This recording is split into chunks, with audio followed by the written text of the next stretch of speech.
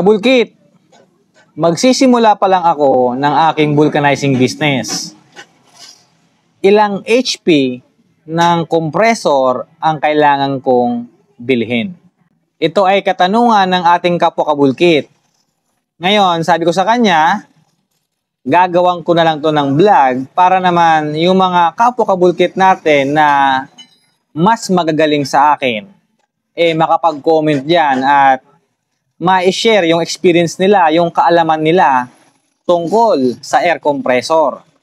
Kaya mga kabulkit, comment kayo dyan para naman mabasa ng mga may plano ng ganitong negosyo kung anong compressor ang kailangan nilang bilhin.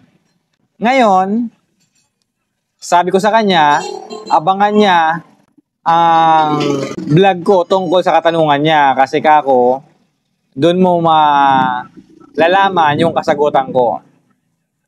Kaso sabi niya, wag ko na lang daw banggitin yung kanyang pangalan. Kaya, kabulkit, ito yung kasagutan ko. Hindi ko siya sabing sobrang galing ko pagdating sa mga gamit. Pero ito ay base sa aking karanasan. Dahil nung magsimula ako ng aking vulcanizing shop 2015, ang ginagamit kong air compressor ay 1/2 HP na merong 80 liters tank capacity.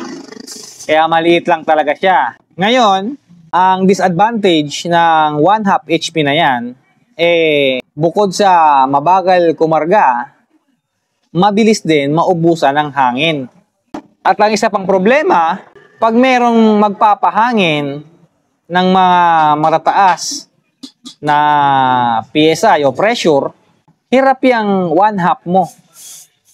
Mahirapan kapag maliit na compressor ang gagamitin mo. Pero yun, makakatipid ka naman sa kuryente. Ngayon, yan ang ginamit ko noon sa kadahilan ng wala naman akong sapat na pera noon. Nagsisimula pa lang ako. Kaya, yan talaga ang binili ko lang. Yan lang kaya ng budget ko eh. Pero ngayon, dahil nakapag ipon-ipon na rin ang inyong kabulkit at medyo tumatama ang sahuran dito sa Facebook, joke lang, nakapag-upgrade na ako. At ang in-upgrade ko ay 5 HP na. Kasi kailangan ko na talaga. Dahil medyo malalaking gulong na ang ginagawa namin.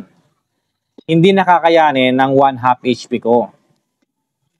Ngayon, kung meron ka lang din namang sapat na pera, marerekomenda kong kumuha ka na ng mas mataas na HP.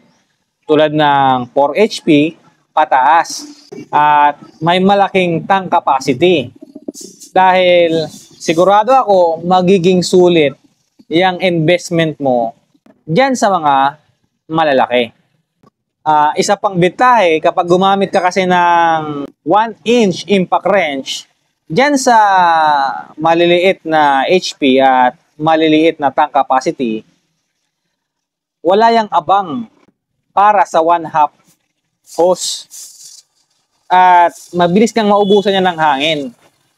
At mabagal kumarga. Ulitin ko ulit, mabagal kumarga. Para sa akin talaga, kung may sapat ka lang naman na pera, doon ka sa mas mataas na HP.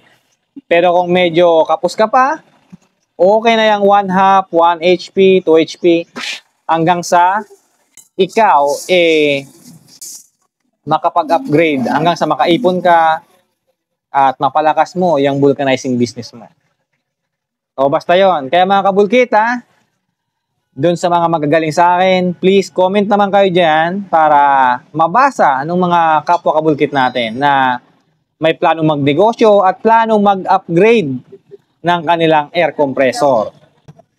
At syempre, bago ko ito makalimutan, shout out JBL Llamas Vulcanizing Shop ng South Cotabato. Kapatid, congrats dahil mag-iisang taon ka na ngayong July at salamat dahil umorder ka sa amin, tiniwalaan mo ang aming 1/2 hose na may habang 20 meters at may kasamang quick release connector para hindi ka na mahirapan sa pagbaklas kabit.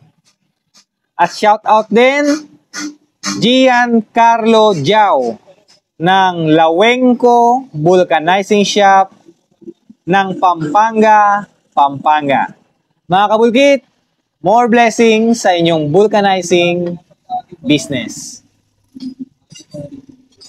Nagsimula lahat sa isang munting pangarap ng batang mula sa hirap at nagsusumikap na maabot ang tuktok.